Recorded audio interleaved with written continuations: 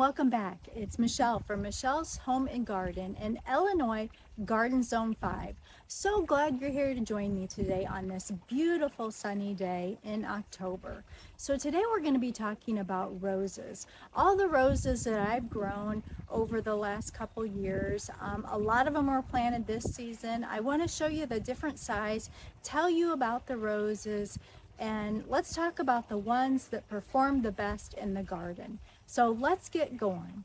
And if you're enjoying this, please like, share, and subscribe. Okay, so the first one we want to talk about is the Generous Gardener Rose. Now this is a David Austin rose, and I have one on each side.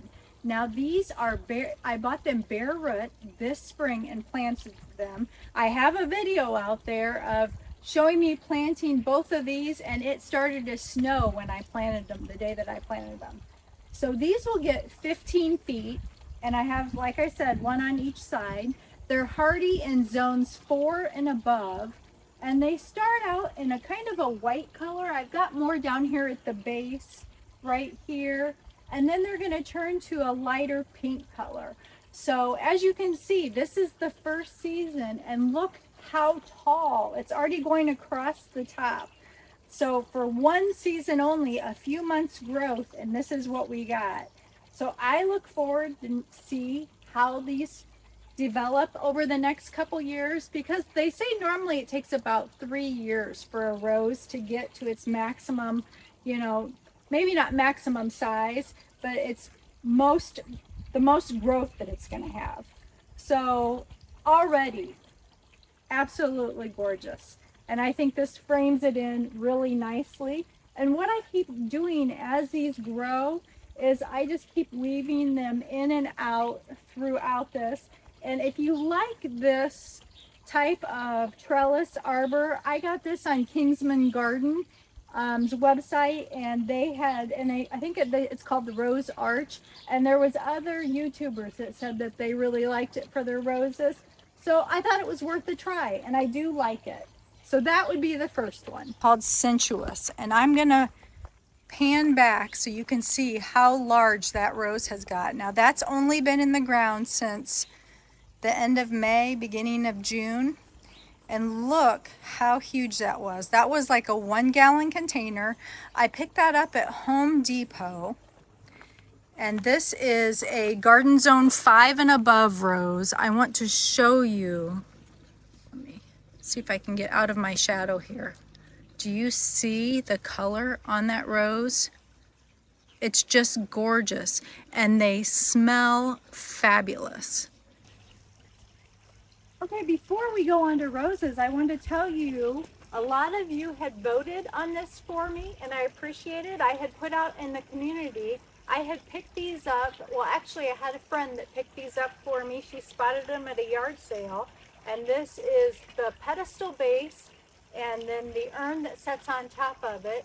And my question was to you, should I paint it black, white, or leave it as it is? And as you can see, it's kind of got some gray on it, like maybe they put some gray paint on it at one time. And the majority voted to leave it like it is and not to paint it. So that's what we're going to do. We're not going to paint it, and I will move this, but for right now I just have them sitting here, and I've got some of those dwarf Alberta spruces in the pots, and there was the hole in the pedestal, so I just dropped it down in. It works good until I get these planted up in the planters for winter. I just have it sitting now. But for our next rose, we are going to talk about, I have 3 of these that I planted this year. And this is called Sitting Pretty. And I have my tag. I want to show you the tag. This is a grand floral rose. And as you can see, it is very, very pretty. It's very fragrant. It has multiple stems of flowers all over it. It'll get 3 to 4 foot tall and wide. And also, it's good in zones 4 through 11.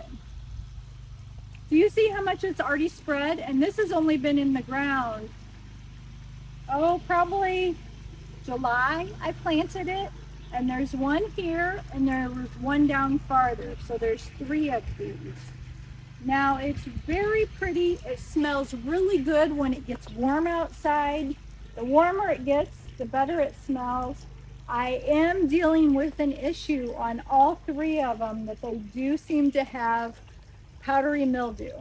And I don't know if that'll get better as it ages. I did treat it with some spray and it helped it for a while, but it seems to come back. Now the tag says that they're disease resistant. So we'll just have to wait and see how they do next year. We're almost done with the season this year, and I'm hoping it's a fluke and it's not going to persist since they are supposedly disease resistant.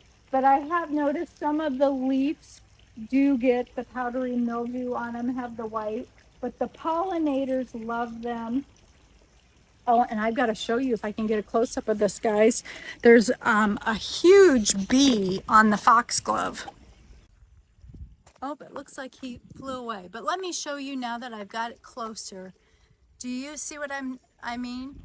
It does have some of that powdery mildew on it, but it is a gorgeous rose and it smells very nice.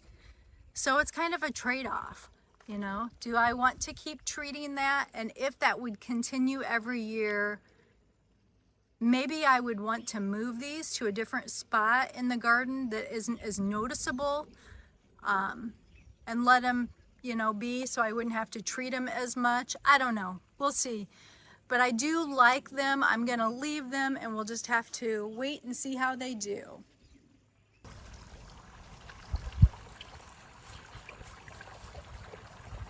Okay, these are the knockout roses, and they are the double knockout roses. So I have them in the cherry red and the pink, and another cherry red one, and then I have them mimicked on the other side in the pink and the cherry red in the double.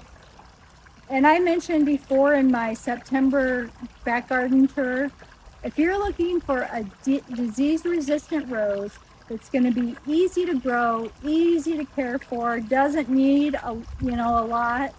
These would be it. The only downside to these is they are not fragrant. So you're not going to get the rose smell with them. But if you're looking for all summer color, they are pretty much in bloom all summer long. And they're a nice size. Now these are older and more established on this side. I had these probably since 2018, and so they're 5 years old, but they do really well, and they're considered like a self-cleaning rose, meaning that when the petals fall off, you don't have to come and clip them off unless you want to. They're not as noticeable that the heads are spent on them as some other roses would be. So that's a good option if you're wanting a rose, or you're dipping your toe into the water of, do you really want to have roses or not? These are very easy to take care of and maintain. Okay, so let's talk about the Austin roses over here. I have 3 different David Austin roses. This is the first one, and these are all season 2 roses. So they were planted last spring as bare roses. These 2 were. That one down there I bought in a gallon pot already and potted it up. And it was planted, the third one was planted somewhere else in the garden last year, and I moved it to that spot there. So this is Desmonona, and it has a really pretty bloom on it. A little bit fragrant, but not a whole lot fragrant. And it's a white pink color. And it'll get 3 to 4 foot tall and wide. And you can see back here, I do have a really tall branch, one tall branch. So imagine all of that filling in. Now this is Olivia. And look how tall Olivia is. Olivia was supposed to get to about 5 foot, and she is easily 6 foot tall, and this is her second season. And she gets really pretty pink roses on her, very disease resistant, a slight fragrance, but not a huge fragrance. And I'll go back and I'll show you a close-up of the blooms. So that's Desdemona. Very pretty, that white pinkish color. And this is a shrub rose. And then we have Olivia.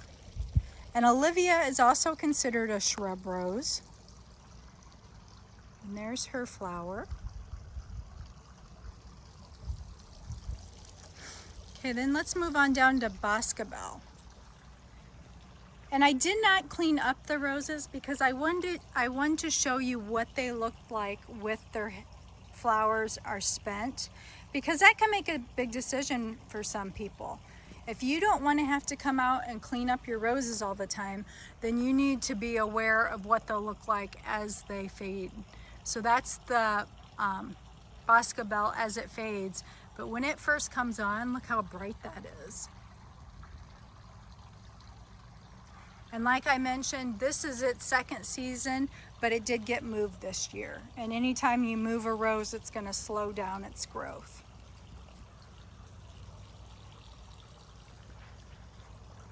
So we're going to go over next. We've got some more knockouts over here. I've got some reds.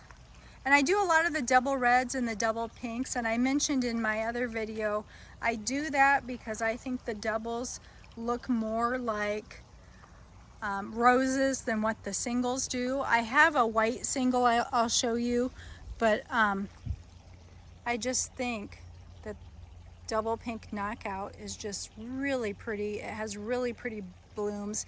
I like that bubblegum bright pink color. Like I said, the only downside of that is it doesn't have a smell. But do you see the foliage on that and how, you know, we're into October and look how nice that foliage is, and it has all those buds on it. So I really don't think you can go wrong with a knockout rose. I know they get a bad rap as being, I've heard them called the parking lot rose because they use them a lot in commercial application, but I think they're pretty garden roses too. Okay, so this is Sweet Mademoiselle. This is a hybrid tea. And I picked this one up in my Home Depot half off video at the end of the season. So it's only been in the ground for probably not even a month. And it was a little 1 gallon pot, I think it was. And it's already, look at that bud. Isn't that a pretty color? And here's one that's just opening up. So these have a nice scent, and it is getting already pretty tall. Look at that. So already probably easily 5 foot.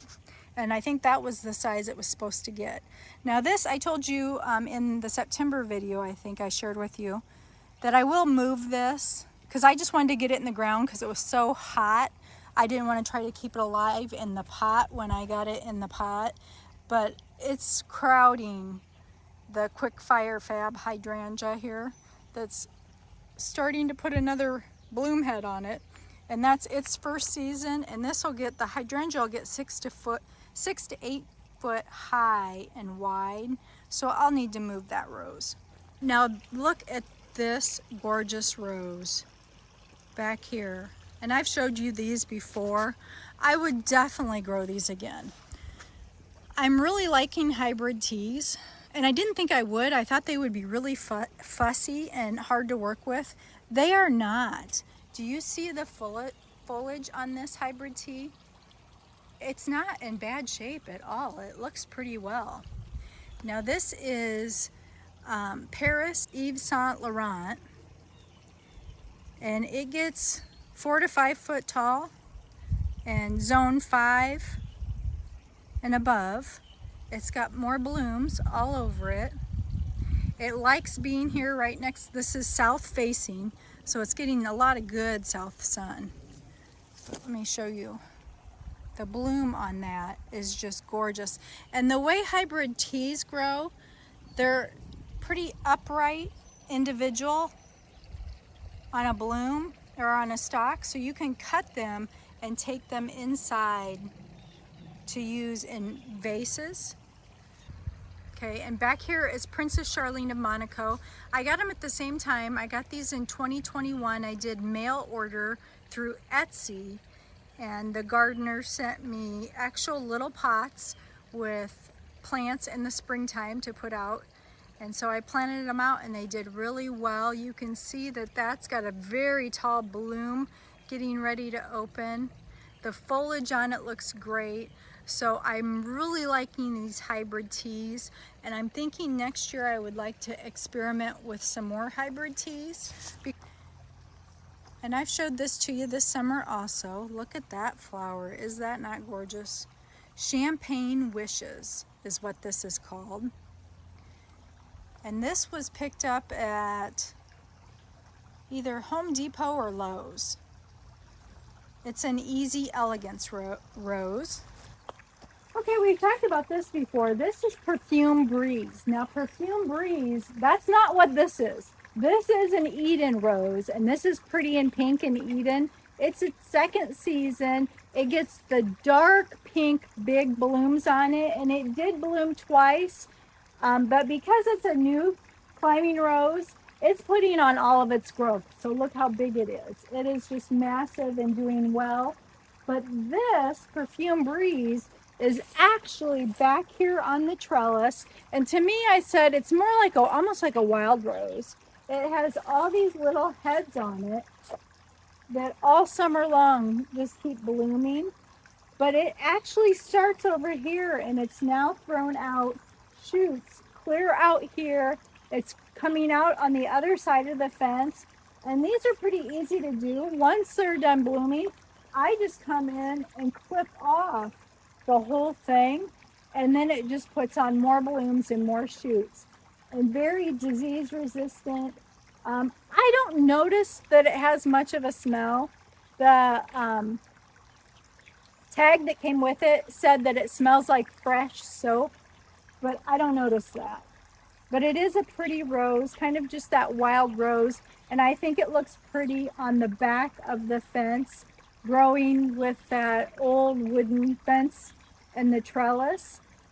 And then this I just showed you is the Champagne Wishes, and this would be a really good rose if you're looking for something that's easy to take care of, disease resistant, looks nice, continues to bloom all summer long.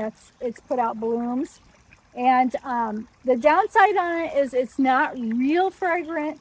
And then these blooms are on multiple, there's multiple blooms on one head, on one stem. So like this little rose here has 5 or 6 other blooms on it.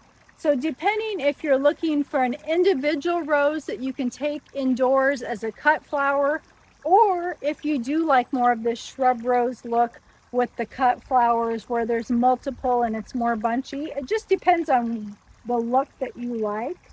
But this is a very pretty rose too. Okay, so here's a close-up of Perfume Breeze. So it's kind of that dark pink, and then it fades out to that light pink. And these petals are so tiny. They just kind of blow away, and it just doesn't make a real mess. And as you can see back there on the fence, and like I said, it's pushing its way through the other side on the south side, and then it's shot up here through the tutor. This is the single knockout white rose, and I had showed you this before, and the thing I like about it is when it's in bloom. Let me show you one of the flowers here. The whole thing will be covered. I just trimmed it all off last week. But when it starts to fade, it's supposed to be a self-cleaning rose, but it's pretty, they turn brown. And maybe if they were a different color, it wouldn't be as noticeable. But having the white roses with brown roses mixed in, it's just not real pretty. So I'm not going to take it out, but I wouldn't probably buy another one and put another one in. It's not my favorite rose. It is pretty when it's in bloom though, and you can see it also is very disease resistant. The foliage, you know, in October it's still looking really nice.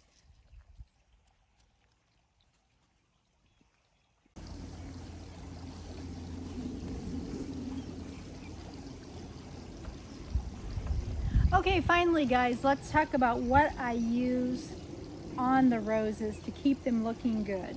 So I like this on sprays, and this is a spray you use for not only bugs, but I also use it for any type of disease. And this, it says you can put it on 1 hour before even it rains and it'll dry. And this is Bio Advanced Rose and Flower Insect Killer. Supposedly it will protect up to 30 days. I have needed to use it more often, but not on everything. It just depends. I use this if the rose needs it, but I don't use it as a preventative. If the rose is not having any issues and I don't see anything wrong with it, I won't use this. Oh, and by the way, this isn't sponsored. It's just something that I use for my roses. And the other thing I used this year, I tried. Now, Bio Advanced also makes a rose food that I normally use, and I did use this season also, but I ran out of it and I threw the container away, so I couldn't show you. And it comes in different applications, but the one that I like is the granules, and you just fill up the cap with the granules and then you pour it around your rose, and it's a fertilizer, and it also has kind of like an insecticide in there to help with the plants. I did run out of that, and I used some of this rose plant food this year from Expert Gardener, and it's a 12-6-10.